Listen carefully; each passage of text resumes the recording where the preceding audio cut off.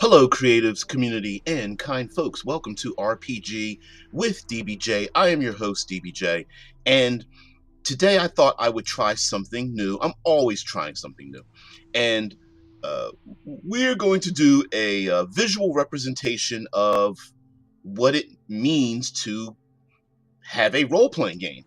And I thought I would try to do a visual representation of this as best as possible to show to each of you. Sometimes there are many difficulties in trying to get this idea across to players. And when you are a game designer, because today's Wednesday, work in progress Wednesday, and um, brand new, seat of the pants. But as always, I do everything seat of the pants and challenge myself. So the link went out.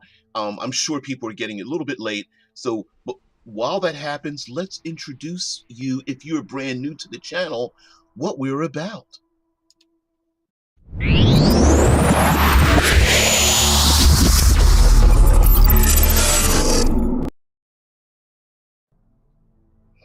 Yeah, of course, this is RPG with DBJ. And of course, as your host, DBJ, we are going to go over the cycle of what it means to have a role-playing game. And uh, we're going to change this around live as we do this effort here. So as you can see these arrows, and you're like jumping from thing to thing. And in the beginning of a tabletop role-playing game, you'll notice that to either side you'll have players, and to the other side you'll have game master. And normally what happens is, oh, I guess I should have put a direct arrow. Normally what happens is there is a conversation happening, and it goes back and forth. And if we were to eliminate the rules and throw the rules way over here, um, all of this would just be improv.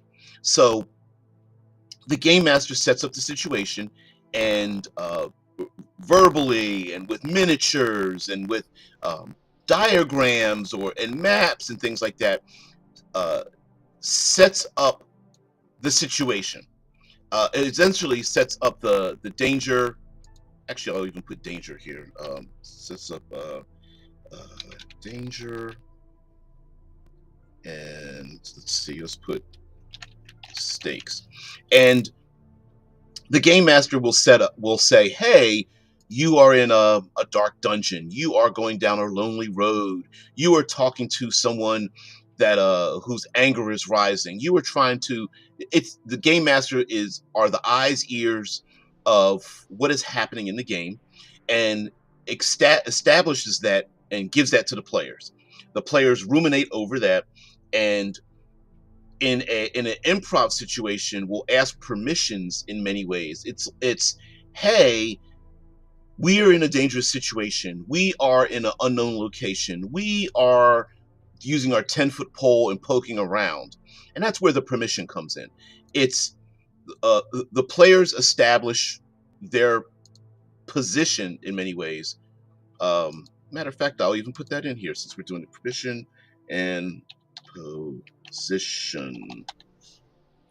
And that information goes back to the game master, who ruminates on that and then changes the dynamic of what's happening next, and will have the consequences of the player's decision, danger, rising stakes, whatever, and so on. And that will go back and forth. And like in improv, if you were in acting or something, someone establishes, not that there would be a game master and player, essentially this would just be player, actor, actor, and each one would go in this cycle. Someone sets up what's going on. This player reacts. That once they put the reaction in there, and in improv, this would be far more equalized. Someone establishes a thing, the other person sets something up, and they establish a reality, and back and forth and back and forth. And normally, this is the normal game cycle. Okay, this normal game cycle happens because the players say, "Hey, we go down the hallway," and no one's rolling dice or checking rules or something like that. Maybe they just say, oh, well, you go down the hallway and this is what you see. You look under the tapestry, you see this. You talk to the innkeeper, and they say it's going to cost you a couple of coins. Okay, we slide the coins back and forth, and it just becomes a conversation. And essentially all this is right here is a conversation. But then we have rules. We do have rules. Hey, hey, hey, good morning. And in a, let's see if we can get this even a little bit bigger here. Um, My little black spot is in the way. Let's see if we can move this out the way. Sorry, best I can do. You know what? Let's go back to this. So,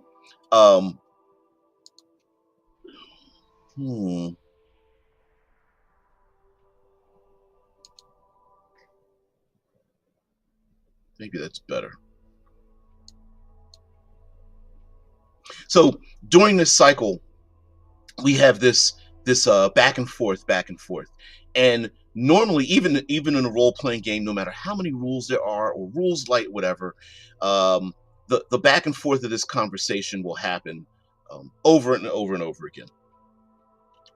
Now, normally, yeah, that's not going to work. Okay, so normally, when we talk about rules in a game, we start to insert the rules, and where this rules insertion happens depends on the style of game and how much you want to rely on those rules. So the rules could be very, very small, and they could kind of rest right in the middle, right? It could just be right here, and we only go to the rules when necessary. Sometimes the rules, many times the rules will sit right about here, maybe with this right about here or something, and the players are like, hey, we want to do this thing, the rules say we can do this thing, whatever. Or sometimes the rules will sit over here right by the game master, and we'll consult the rules based on the activities of what the players want to do and how they want to do such a thing. I should have actually moved this, but whatever, we'll make that a little bit bigger, move it over here. So depending on your role-playing game, rule intrusion can be an issue. And so that we don't disrupt this cycle, many game designers will try to make games so that the rule intrusions aren't very large. So the more rules you have for your game, the larger this becomes. And especially if it's very difficult to reference those same things. So we also want to worry about rules bloat if you are a game designer. So it's not just rules bloat, size and whatnot. It's also rule positioning. Is it more on the player side, or is it on the game master side? And where does it sit? Does it sit in the middle? Now, mind you, you wouldn't really necessarily have. I mean, yes, you could have a situation where you're not referencing permissions and consequences, but that's more like a board game. In tabletop role-playing games, we still have to have a bit of a conversation in terms of what players can do and when they can do it, and adjudicating those rules and things like that. And depending on the role-playing game, we can start adding in little features and methods. And I'm going to show you how this cycle, sometimes this cycle can go backwards. Sometimes we can skip a step or add in more steps. And on the surface, it doesn't seem like it's an issue, but when you're designing a tabletop role-playing game, sometimes if it goes backwards, we get a little bit, we can get a bit confused if we're unsure of how that cycle works, and we play a game and we're like, wait a minute, that doesn't really make any sense. And it could be that the cycle is going backwards. It could be we're skipping a step. And there can even be particular issues or things like that, right? So,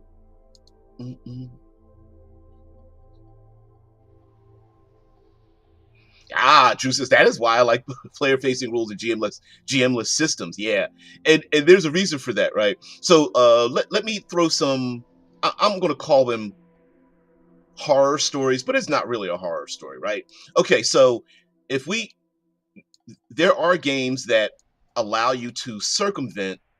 Let's change the color of this and the color and the size of this. So there are times when let's make it just a black arrow. So how is it that this cycle can happen? Well, there are some games that have very heavy rules in which, and this was an accusation of like third edition and even Pathfinder and whatnot, where there are so many rules and the players are aware of those rules that they really don't even need to go even to to position. But position could be physical position, like using miniatures or a virtual tabletop, or it could be just alerting everyone, hey, I'm moving here, or our player is going to use this aspect of their character. And what happens is you eliminate the game master way over here if the players can operate the rules overriding what the game master has to say. And when that happens, there becomes this friction because the game master is left out of that loop. So the game master sets up the danger. Hey, you're surrounded by enemies. The players go, okay, well, I'm going to use this. Hey, let's talk together. Oh, we're going to use this aspect of our character sheet or something. And the game master goes, well, because the cycle's supposed to continue back to here, and the player just goes, no, the rules say I can do this thing, therefore it sets up the consequences, and then it's just the players playing with the rules in themselves, and that part starts to disappear, and that's pretty horrible. That's pretty horrible.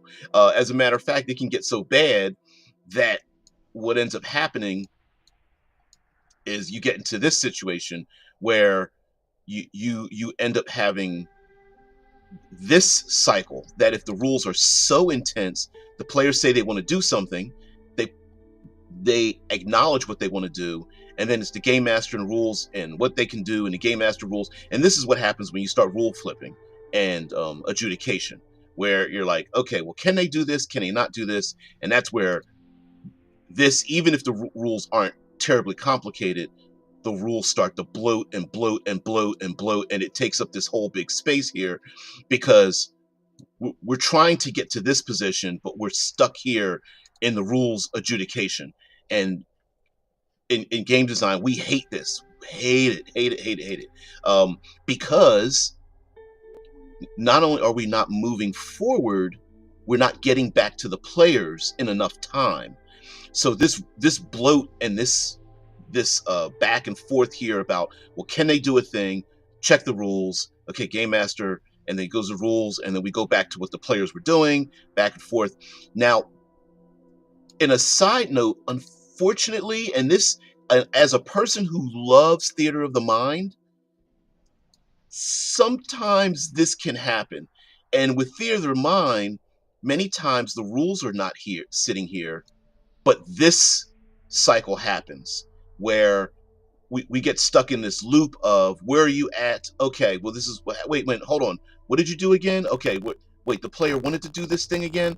And sometimes we call this Mother May I. It's the May I system that goes in here. Let me actually, you know what, I'm going to do this. Let's go ahead and change this. Let's give it a little different color here. All right. Oh, I think I picked that color already.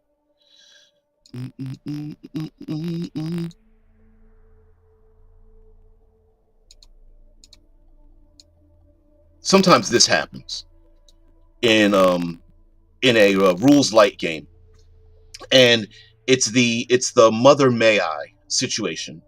And sometimes the May I could come in like here, but a lot of times it rests up in the game master situation, because you know what the players want to do, and the rules have kind of stepped off to the side here, but we still have to adjudicate what's happening. Oftentimes this is very quick. Where are you at? Where are you standing? What did you want to do again? Or you're talking to the shopkeeper. Well, what did you really want to do? No, I want to know if he's lying or not. Oh, I thought you were trying to make a deal. Like, no, I'm being subtle, but I'm really trying to figure out if he's lying. I'm not really trying to make a deal. Okay. And then that's where we come back into into the consequences of the players and whatnot. But we want to try to eliminate, as a game designer, we want to try to eliminate this as much as possible and just go straight into the past the mother may I and keep going around in this circle.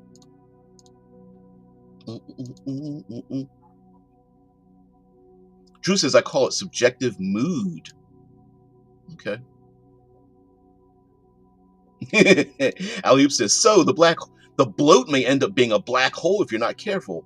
30 Mathfinder was like that, made the game for me no longer fun. Too many rules and mechanics make a game slow to a crawl. And there's perfect example of like, okay, well, the game is designed well, right? And the balance is there, but has this bloated out to, let's see if we can make a black hole here. You're not going to be able to see it too much, but you know, has this thing been growing and growing and growing and growing and growing and right? And it just starts blotting out everything, and we've got rules writ large, right? Like actually I could even change the and so we've got the rules here, and let's make them white so you can actually see it. So we've got the rules here, and it's taking over everything, right? It's just like, hey, we need a separate rule for this, and we need a separate rule for that, right? And that's what you really don't want. I mean, now you can't. There are some games that have a lot of rules. To be honest with you, and despite my love of Blades in the Dark, it's got a lot of rules. The difference between something like Blades in the Dark, or I'm trying to think of another game that is has a deceptive amount of a large number of rules, and I can't think of one right off the top of my head. But what happens with Blades in the Dark is it uses D6s, you know, it uses a D6 dice pool, and so you can get lost. It is easy to get lost in the rules of Blades in the Dark. If you take a look at that game, and mind you, it's online, you can just take a look at those. You can get lost in it, but it's small. It really does shrink itself down. Can I get even smaller? That's about it. So it can get a little small, and yeah, it kind of tucks itself behind things a little bit. But that's an issue. Actually, what happens with Blades in the Dark, now that I'm thinking about it, it does have a lot of rules and it does tuck itself back, but this part of it just is huge. This is the part that's just like bam. When you have sometimes when you have a consequence game where the rules are like tucked away, and it's more of a conversation of what's going to happen, when is it going to happen. I'm a big fan of these kind of games, but those are many people consider them the wishy-washy. There's nothing written down. Like for an example would be, you are running away from the city guard, and you're doing your Assassin's Creed parkour free running across the rooftops, and you get a mixed result. So then we have to decide, well, what happens? Well, the rules go, I don't know, make it up. What do you think happens? And some players, and I'll say rightfully so, go like, well, wait a minute. Well, where are the rules at? And the rules are like, I'm hiding way back here, you know? And then we're just like, well, maybe someone opens up their window in their balcony. Maybe one of the guards, like, maybe you trip and fall. Maybe you drop something. All right. Just let me pause for like 2 seconds. Love you. I missed you already. Love you. I'll try to call when I can. See you guys. Got my house key. Okay. Yep, just tuck your house key. Sorry, I had to step away a little bit. Wife's leaving now. I don't want to give too much, but you guys get the point. Let me go back to what you guys are saying. Hey, check it in. Shai says, is Blades in the Dark even remotely comparable to D&D? No. Juice is not subjunctive. It is grammar. Subjunctive. I've heard that before.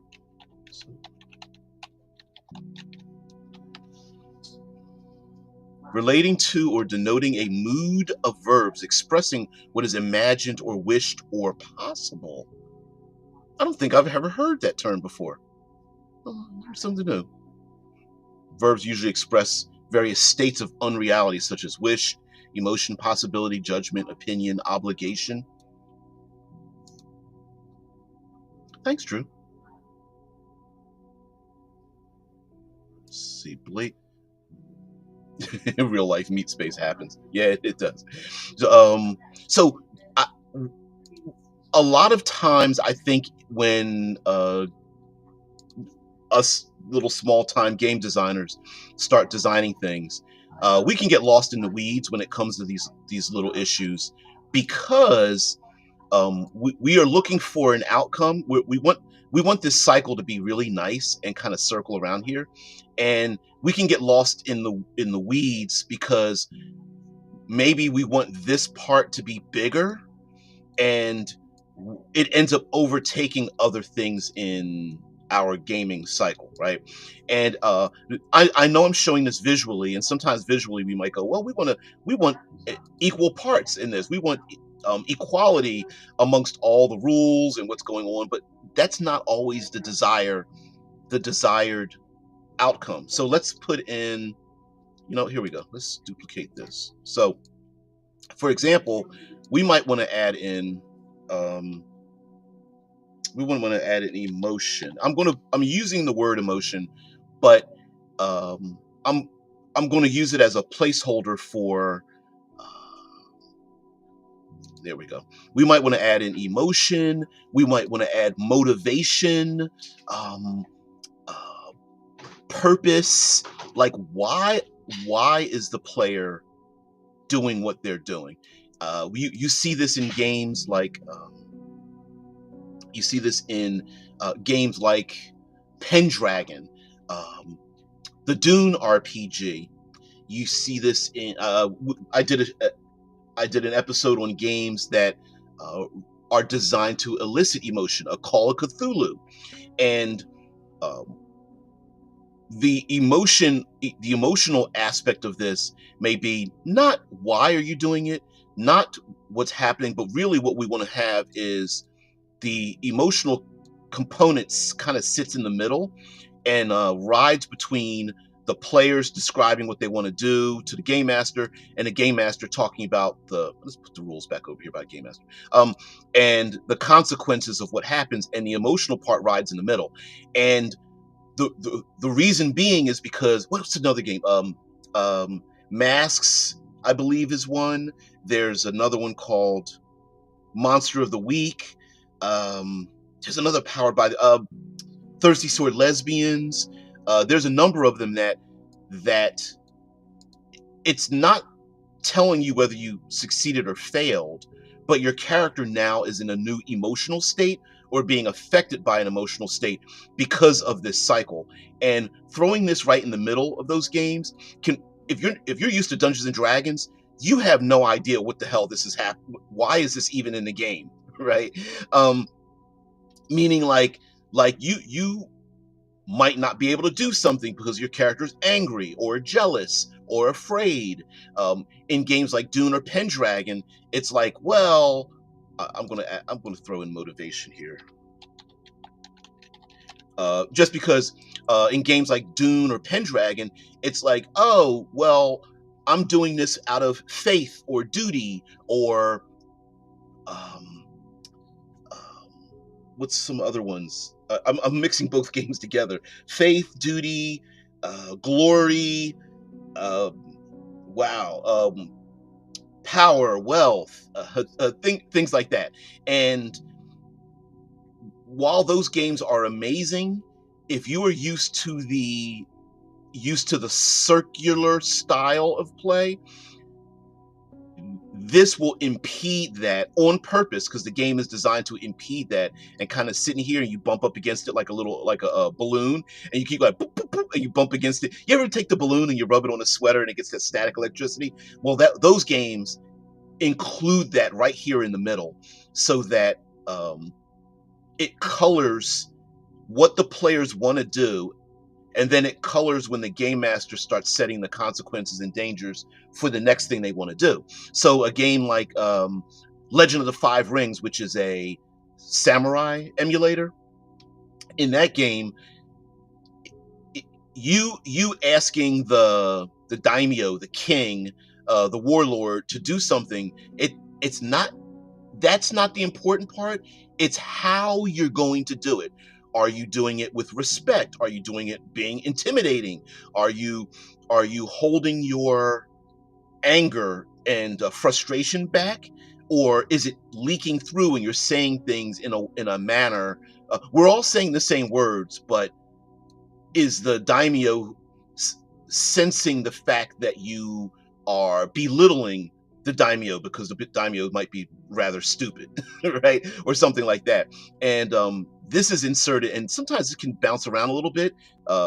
Thirsty Sword Lesbians is another one where you're playing emotionally driven, powerful warrior women, and it can kind of bounce around, and it'll boop boop boop boop, and it bounces around, and sometimes your emotional state will be sitting right here and color what you can do, and then sometimes it'll pop over here with the game master who's like, I need to set up a situation where this happens. And as a game designer, I'm making this a visual montage, but this goes through our brains.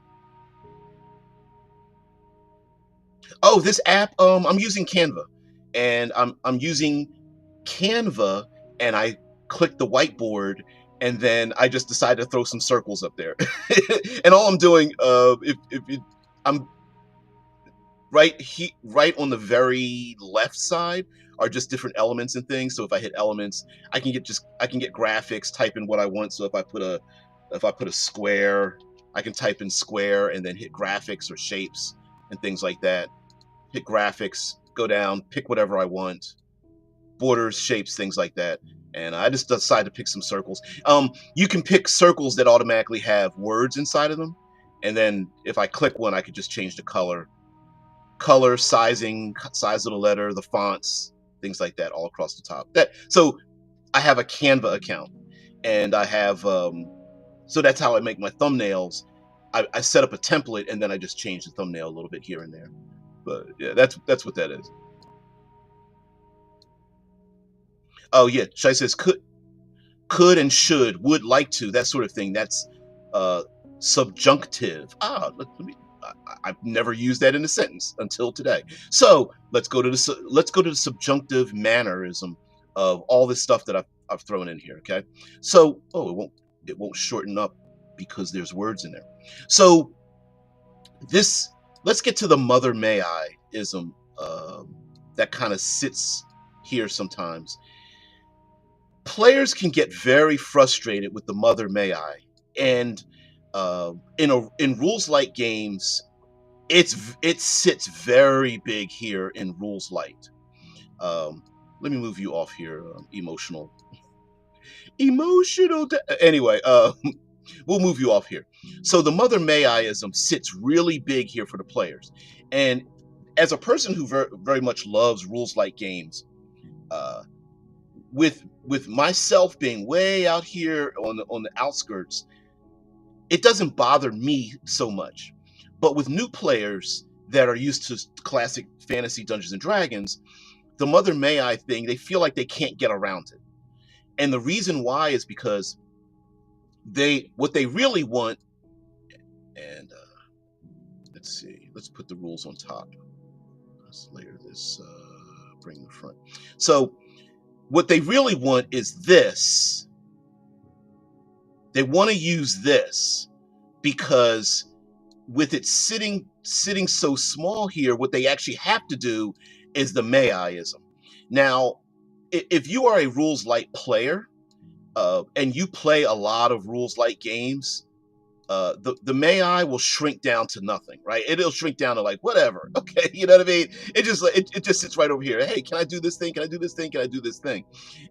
With rules light games, often the fallacy in rules light is that it's constantly may I do a thing, and the only person that gets to decide that is the game master, right? Uh, Players feel it here, but they think it sits way over here. In other words, they're like, hey, can I climb that wall? Well, there's no rule to climb that wall. Can I convince the guard? There's no rule to convince that guard. Let's go to way back in our day. Let's go back to original OD&D. Let's go to Beckme, with no skills. You just have your classic 6 stats: strength, dex, con, int, whiz, charisma, right? We have those. Well, there actually is a rule. And while the players may go, there's nothing on my character sheet. If it's on a 3x5 card, I can't do anything. It's making the mental transition that actually this is actually pretty small, and this one is a little bit bigger than you think it is. Because I want to climb that wall. Okay, what's your dex score? Roll a d20 under your dex score. I want to convince the guard. Okay, what's your charisma? Roll under your charisma score. Everything relates back to a very simple set of rules. So a very good rules light game has a very small set of rules that everybody can use, and it means that the illusion is this is huge, but honestly it's actually pretty small. And the may I isms kind of sit right here. People who love rules light games, this is what it feels like. It's kind of out the way. The may I isms kind of come in here. Permissions, the mother may I. Can I do this thing? It's not on my character sheet, but can I do the thing? When children are introduced to role-playing games, this is what they look at with a role-playing game.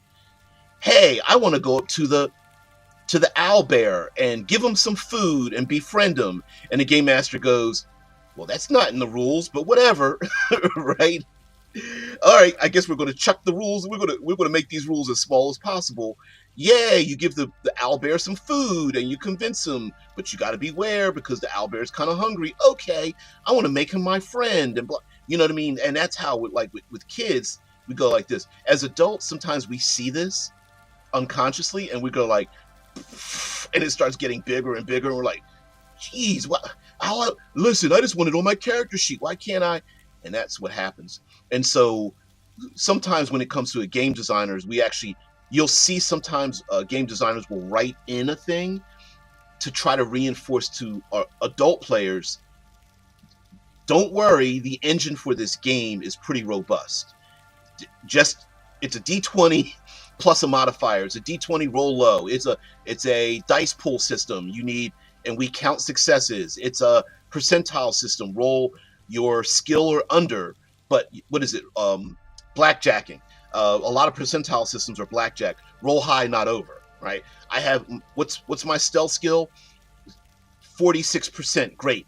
Roll percentile dice. You want to roll up to 46, but you don't want to roll over it, but you want to roll high, and things of that nature. Now, a lot of powered by the apocalypse games and Blades in the Dark, I was talking about things like that.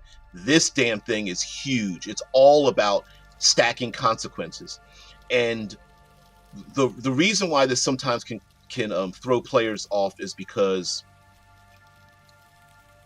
this cycle happens, and some players really don't like this cycle to happen. This cycle is where the player is coming up with the consequences to what they've just done before they can move forward. This is where we start having a conversation, and the player steps out of their character, Wrathgar the warrior, and steps away into director stance. I know you guys have heard like actor stance, director stance. I guess you call it producer stance, where, okay, I'm not playing my character, but I'm playing an aspect of the world, and the world is saying, Wrathgar is kind of stupid. And so one of the consequences is I chase after the enemy and I get surrounded, or I don't notice that I'm being followed, and the player is having this circular conversation with the game master, and now we're both stuck here, not stuck. We're having a conversation. What's a really good consequence to happen to your character? And if you're a classic Dungeons and Dragons player, you're going to say, I don't want any consequences. Like, this is stupid. Why would I purposefully want to complicate or make dangerous things happen in the life of my character? But some of the games will, even many of those emotional games, will have this portion of the game be very large, where we're like, oh, you know what? The rules aren't written in stone, but you guys are scoundrels committing crimes in a dark neo Victorian city in Blades in the Dark, and you rolled a mixed success when you went to assassinate the other crime boss. What happens? And this is where we start having this circular back and forth before we get to before we start moving ahead. Down here, the upper circle of this cycle starts happening, where we get into these compound consequences. My I take the flintlock rifle, and my bullet misses the warlord, and it sets off an alarm, and now we have to escape. And so that becomes a real thing in the game. But maybe one of the players brought that up, or another player goes, wait a minute, and we're stuck in a cycle again. How about one of the NPCs that you know sees you and is like, what are you doing here? And you realize that they are actually a member of the rival criminal organization just before you pull the trigger. And they know if you pull the trigger, they see you, you see them, but they haven't said anything yet, and whatnot, and blah, blah, and make that complication. And that thing can go on and on. All right. So a lot of times in game design, again, let me get all this back down to a reasonable level. Oh, what the heck just happened there? Let's get this back down to a reasonable level here. Actually, let's see if we can get as small as possible. All right. So a lot of times as a game designer, we're trying to balance all of these things, and we want this connection between the game master and the player to be as fluid as possible, so none of this takes too much time. And in a 3.5 3.xx, a lot of times, like, the rules are huge, the permissions and positioning may be very huge, and we're clogging up the works by trying to decide what happens when and how. And oh shit,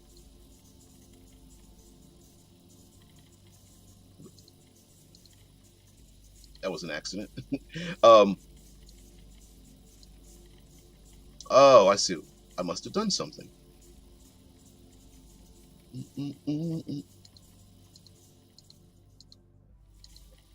I linked something together by accident. Anyway, sorry about that.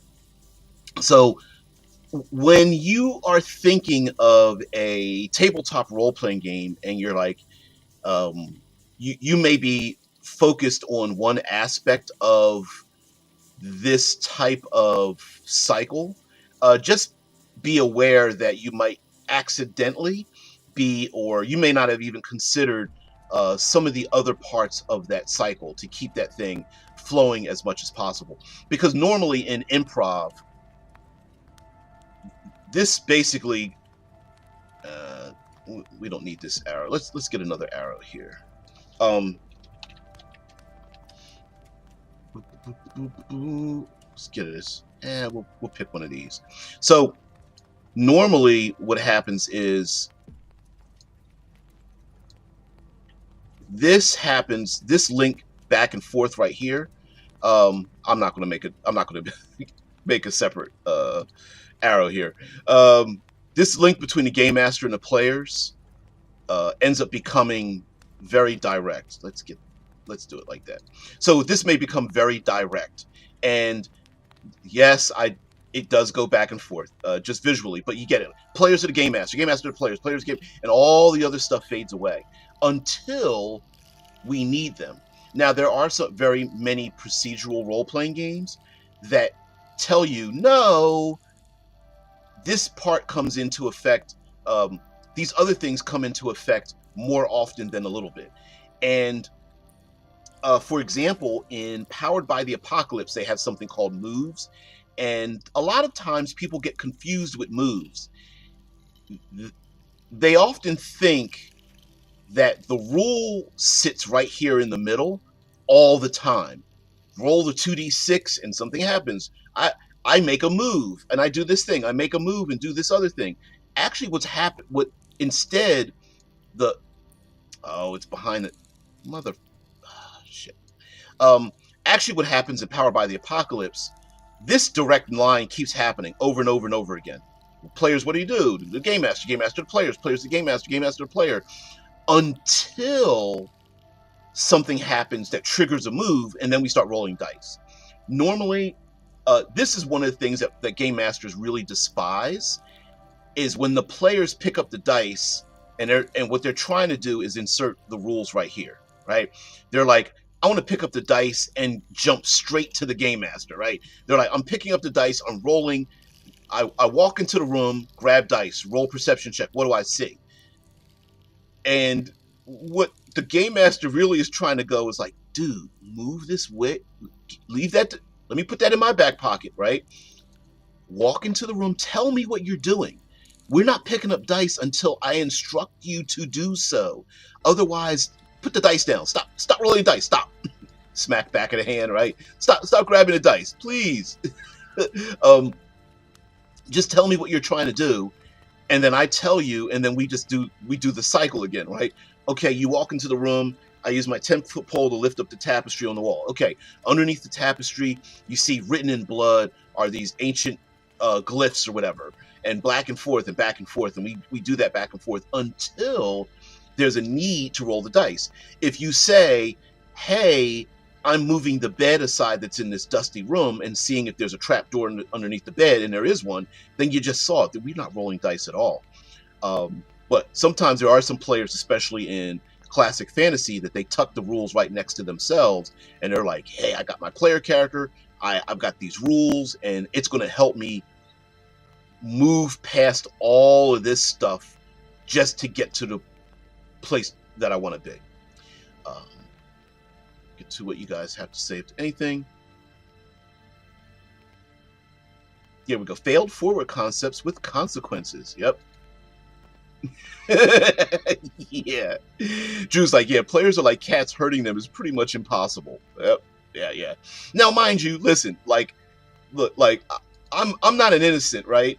Like, even I know how this works, and sometimes if I'm playing, like, I wanna like latch onto a little thing, and I'll be like, I want to latch onto this today, you know, the emotions, and then later on, I want to attach myself to the consequences. And sometimes during a game, we can get this. Let me move this out the way.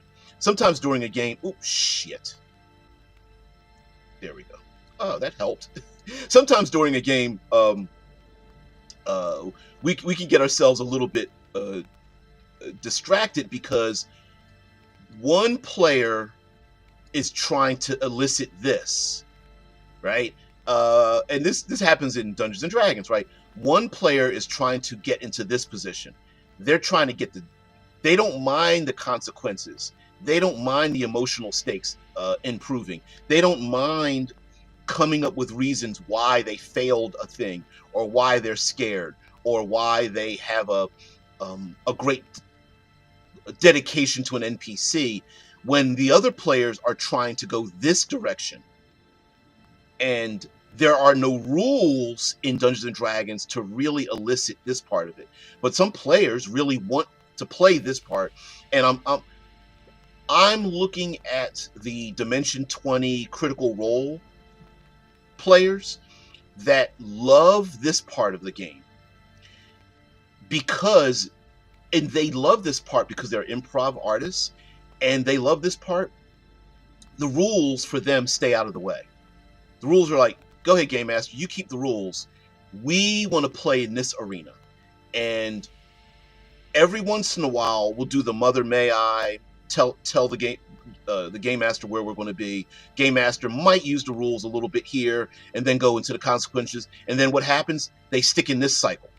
Those improv artists stay in this cycle and they go, the rules are they're way out in yonder. We're just going to stick around here.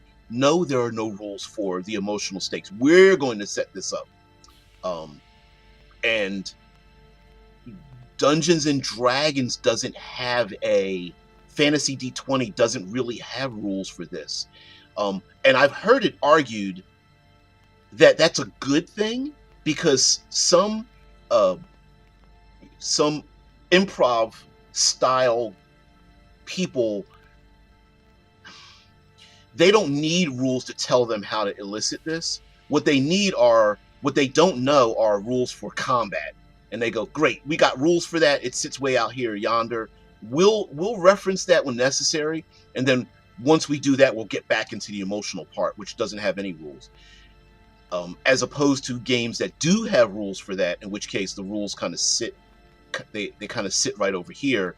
And if you're used to playing Dungeons and Dragons and you want to go in the big cycle with the red arrows, you're not going to find that if you have a game that elicits emotional consequences, in which case those Monster of the Week, Masks, Monster Hearts, damn it, fine, Monster Hearts and whatnot, yeah, it kind of sits in this arena with the game master kind of poking their head in there like beep beep beep beep beep beep beep beep beep beep beep and kind of doing that kind of thing. But yeah. Lastly, I will say that when players have a lot of authority to change things around, this part might get very big, and the players have a lot of leeway to decide what happens in the game world. And this can be just generally in session 0, right? Where are the players from? What do they want to see? What kind of game do they want to have? This can also happen in games where the game master goes, you tell me what you see in the open market. You tell me what you see on the tapestry. You tell me, and this in many ways, there are some players that play classic Dungeons and Dragons that don't understand how much they don't even want this kind of influence in the game. They're not changing the rules. They are world building by their description, and sometimes they have to step outside themselves. You know what? I'm going to move you here for a minute. I got to make a copy. Let's get you bigger. I'm going to put this as actor, and let's make another one. And then we're going to make another one called director. And let's come up with some colors. Let's make you... I'll use the blue. Let's put you here, and for you, let's put you here. All right, let's get rid of you. All right, so got a lot of stuff going on here, but let's come on. Stop it. Seriously? Come on back up. All right. Damn it. How do I get this to move? What in the world? Where'd you go? Why'd you move down here? All right. We'll leave it right here for just a minute. So, there are some games designed for the players to have a lot of influence. A lot of world-building games, or like those language games, world-building games, psychological introspection games, give the players a lot of influence, especially even in solo games. that's very much a thing because there basically isn't a game master. And some of the solo games allow there to be a game master, but the players still have a lot of influence on it. And what's happening is that the players will fluctuate between actor and director stance, and that puts a lot of responsibility into the players' hands, and which allows them to shape the world. And that shaping of the world is a thing that sometimes the players may not. Oh no, won't let me do that. Sometimes it's a thing where the players may not understand that they have that much influence, or may not even want that much influence, simply because they're used to using the rules and they're used to having the game master have far more influence. And so sometimes when you to let the players know, like, listen, I might ask you, like, what does this person sound like? What do they look like? What are they wearing? And the player's like, I don't know. You tell me. The game master's like, no, I'm trying to make this an option for you. That can happen. Come on, down. It's not letting me move the screen. What's going on? Why is my whiteboard doing this to me?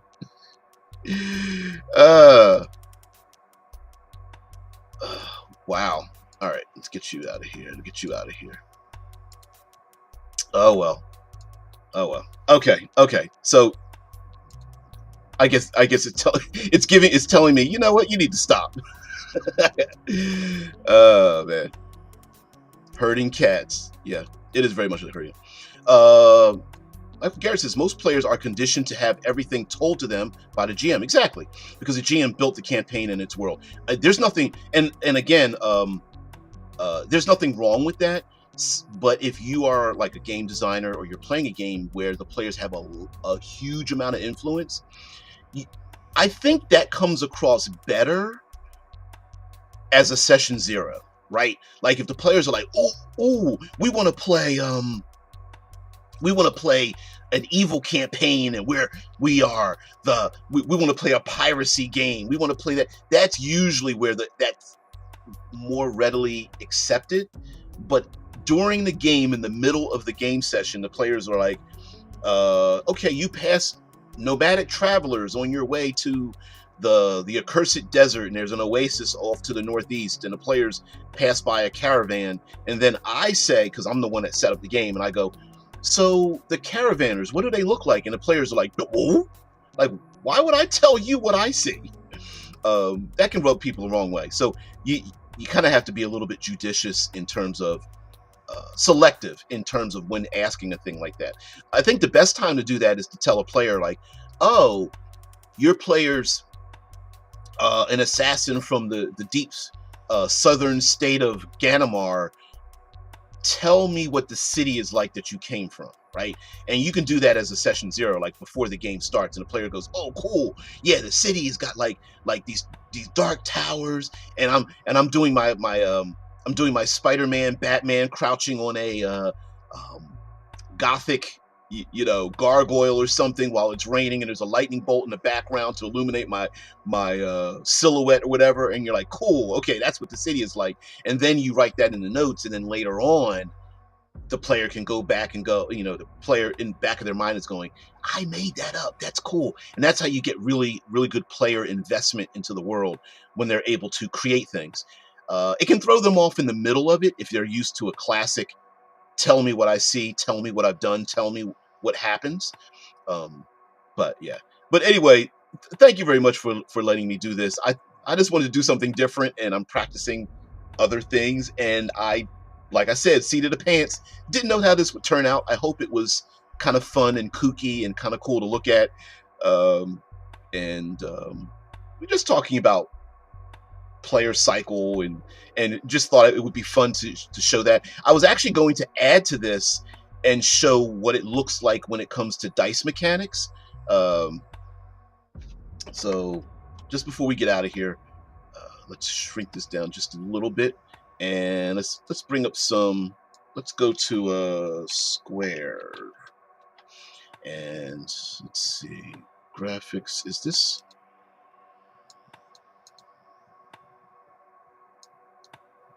Nope, I want the one. Nope. I want one with words in it. shapes. Yeah, there we go. Okay. So here,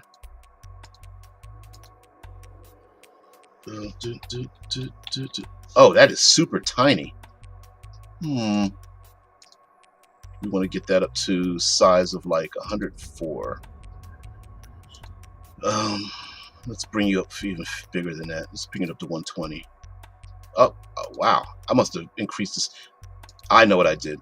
So, dice mechanics. Sometimes we got dice, and let's increase the size of this. So, we have, come on, let me duplicate this. Here we go. We have dice, and then I'm going to put this, we have mods. And these two can seem like they run side to side when it comes to dice mechanics. Right? Meaning like, not every game, despite the fact that it feels like the dice and the mods are the same, sometimes they're not. An example would be in D20, the dice mechanic is this big, and in the beginning the mods are this small, right? And if that happens, let's change the color of one of these a little bit. We got purple. Let's go to a green, right? So in other words, if your modifier is like a +2 and your dice are D20, that means your mod is only moving by 5%, your modifiers. So the dice is far more important than the modifiers. Now, there are other games where the modifiers get huge and then the dice mechanic is small. The simplest way of describing a huge mod, small dice, would be rolling a d6, but your mods go like +1, +2, +3, +4. Because at a certain point, your mods change the probabilities so much, you rolling a d6 than they do with a, what is it? A d6 is 13%, 12 to 13% for every plus or something, and that can have huge consequences in terms of like a dice mechanic or something like that. But anyway, I was gonna go over things like that where you have like multiple dice and then different modifiers and how that works and things like that, and then circumstantial modifiers versus like permanent modifiers. Permanent mods are like strength, dex, con, like what your statistics on your character sheet, and circumstantial ones are like hanging off a cliff in the dark, wounded, things of that nature. But yeah, I was going to do that at a different time, but whatever. we can just sit ourselves right here. But anyway, thank you very much for letting me do this. Since it's fascinating to watch. Pity I came here late. Yeah, I wanted to do something visual instead of people watching my ugly mug. It always helps to have visuals, even though I'm at work and this is like radio for me. Yeah, exactly. I tried to keep this as a podcast, but I also wanted something visual for people to watch. So anyway, thank you very much for being part of the show. Tomorrow is Thursday. We will again go back to Advanced 5th Edition. Maybe pick another character class. Maybe not go as deep into it. So it will be A5E tomorrow for Thursday, and then for Friday it will be Future Friday. So get into science fiction and Obsidian Star and other things like that. So guys, thank you very much for letting me show this off or fumble my way through it. I really appreciate that as well. Again, I was using I have a Canva account. It is a paid account. I don't even remember how much it is. Anyway, I pay the yearly thing. I don't do the monthly, so I don't actually remember what it's like. But Canva is a Luddite way of being able to make different things like T-shirts and Instagram posts and things like that. So yeah. For those who were wondering what I was using Canva. Canva purchased, if I'm not mistaken, Canva just purchased Affinity, not Infinity. It begins with an A, Affinity, and someone gifted me the Affinity package. I believe that package runs between 400 and 600 American, and I'm still trying to learn it. It is Affinity is a publishing. It's like InDesign. It is a publishing software system, and it's very, very. When I say complicated, I mean complicated for myself, because it allows you to basically manipulate every aspect of publication. So I'm still learning it, but once I get it down pat and get some things, like get some macros in my brain, then I'll be able to like really show it off and whatnot. But Affinity is a publisher's software, so I love it. Shai says, does Canva post your stuff on all the usual social media all at once, so you don't have to f around with it? No, Canva only, all it does is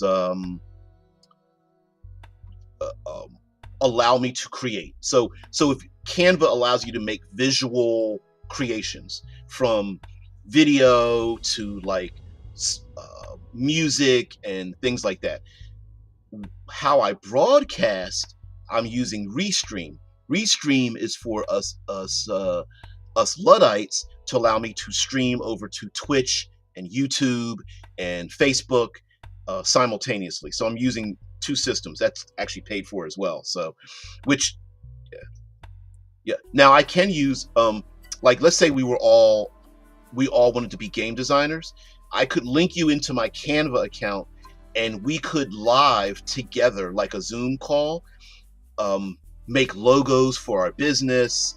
We could come up with like Instagram posts and things like that. Like we could manipulate colors and fonts and whatnot, because of our collective business that we're trying to run. So that's what Canva is for. It's essentially for at home and small business. Well, I guess you could do it for large business. But yes, small business graphic design. So it allows you to do a lot of graphic design work. It is web-based. It is web-based. So yeah, it is running in the background. Or yeah, I believe there are functions to allow it to be off, to be standalone, and then you get back into the web and it updates it. Kind of like Google Docs will do that. You can run a Google Doc offline, and then when you get back online, it will update all the changes that you made offline, if I'm not mistaken.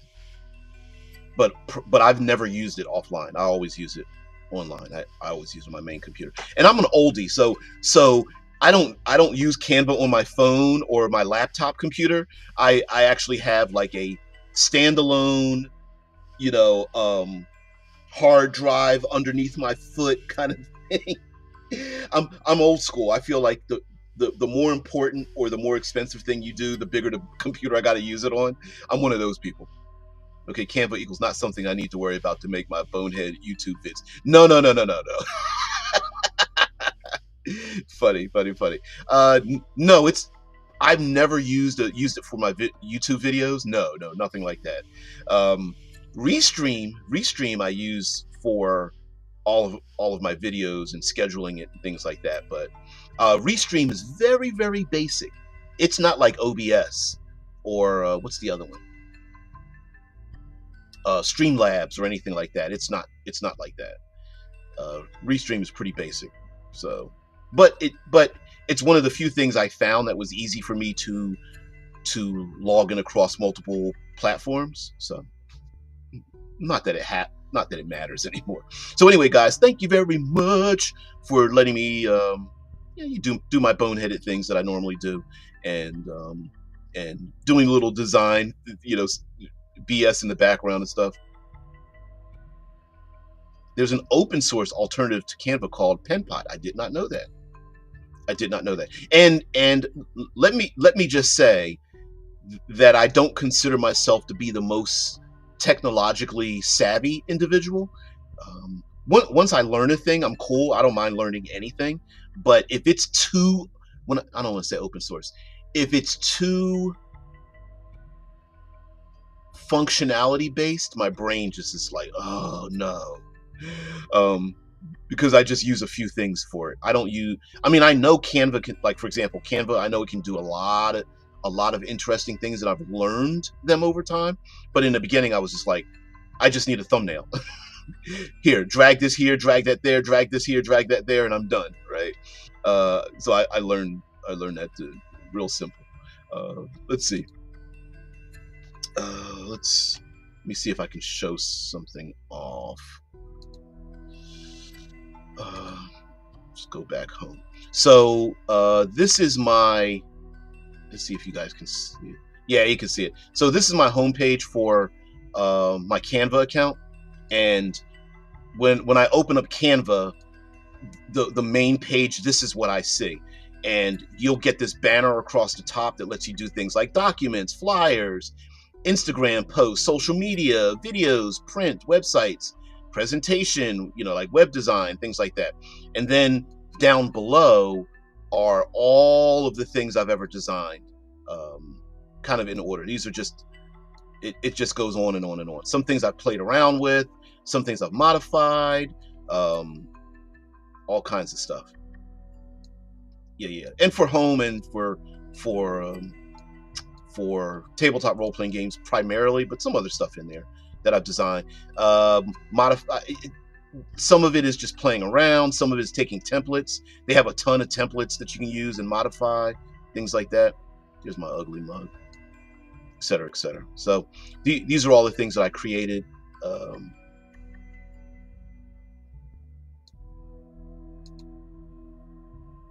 Is this the one? You know what? I should return to this at some point. Like learning a game engine, a lot of things to play around till it crashes. I guess there is something like that. A long time ago, we had talked about like what is it? Rock, paper, scissors, lizards, Spock, and I said, "Hey, you could design a game based around that." And then I decided to make up my own, and this is kind of what I came up with. Although I think I left the arrows where they were, but I actually think there's a better way of doing this by switching a lot of these around.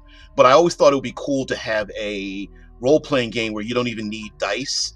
You just know that one defeats the other and it goes to the other.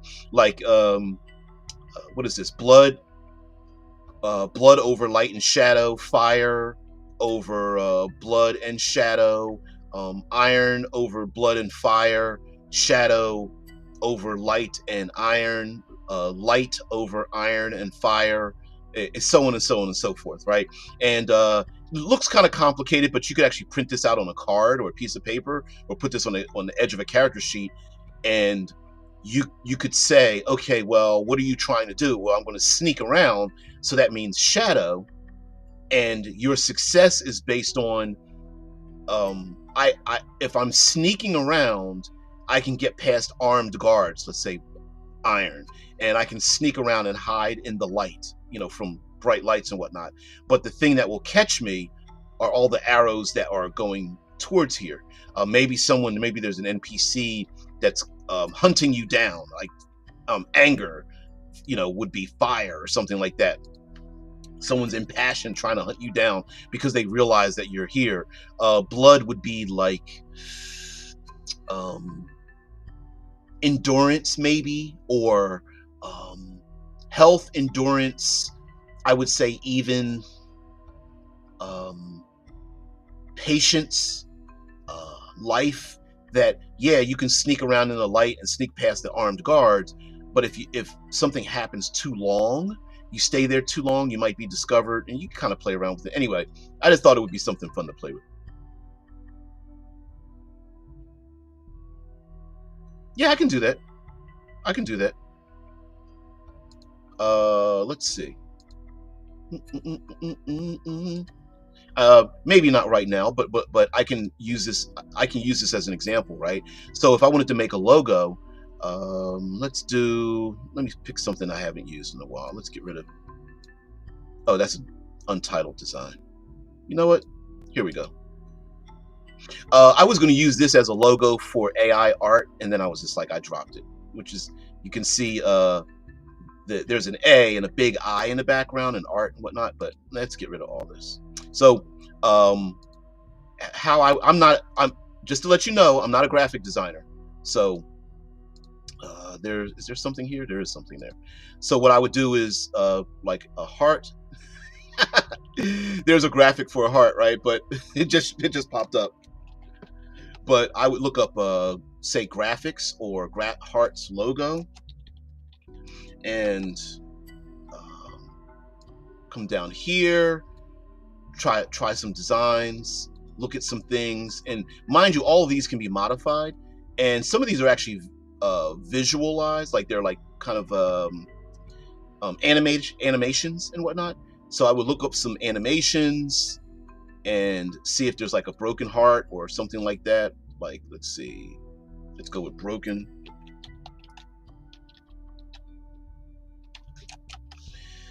And look for some of those. And then ultimately, you know, get rid of this one, maybe throw that in there, change the size of it, add other elements like blood. And you can find like blood aspects and things of that nature. This is like a blood splatter and whatnot. Shift it around, move its shape, size, intensity. You can even change the colors on it. So you could make it blue. Not that anybody would do that, but I mean, you could change it back, things like that. So, yep. Yeah. So the answer is yes. I can. You could DM me a like what you're looking for or the feel you're looking for. You know, like watercolored or pastel, like as if it was drawn with like oil paintings or something. Or do you want it more oh, now my brain's not working. Do you want it more carved out of the background, or something that you could fade into the background, like something very noticeable, or high, or not noticeable at all, things like that? I've made quite a number of logos, to be honest with you, and one of my friends lives in Philly. He is a graphic designer, so I guess I learned quite a bit from him. So yeah, but anyway, yeah, that's just some stuff here. Yeah. A matter of fact, if you just type in logos, and you can just, I mean, they have all kinds of if you just type in a logo, they have all kinds. There's a Canva logo, but anyway, I mean, there's all kinds of logos from, and you can narrow them down with your searching, and then things like that. So yeah. And all of these can be like modified and whatnot. So yep. There are ways to do it. One really cool thing is to have things like fall off the page and whatnot when it comes to graphic design. But yeah, you can make these transparent. You can flip them around. You can hit the edit portion.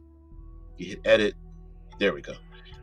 You go to the studio, and the studio can kind of change the colors and things. It's not bad, but it's a little bit better to do the adjustments with the temperature, contrast, brightness, shadows, vibrations, textures, sharpness and clarity, and things like that. Especially if you want something that sits like as a watermark in the background. But yep. You guys have seen this kind of stuff before. So, guys, thank you very much for letting me just be. Hey, Garrett, thank you. Neat. I will contact you in Discord shortly. Cool. No problem. And just think about what you want. I'll do it. I'll come up with it. No, not a big deal. Garrett says, can't wait for the next Cool Name RPG stream. By the way, love watching your streams. Until next time. Yeah. I didn't do much Cool Name RPG. Well, technically I did, because it's what goes through my mind and other people's minds when they're game designing. So I guess I was doing it a little bit larger than life. But Yeah, that's it. So, guys, have a great one. Thank you very much for being part of the show. I really appreciate it. And everyone, have a great day. I'll see thee tomorrow. Good day. Good day to you guys. Have a great one. Thank you very much. And of course, going to leave you out on a little bit of a riff.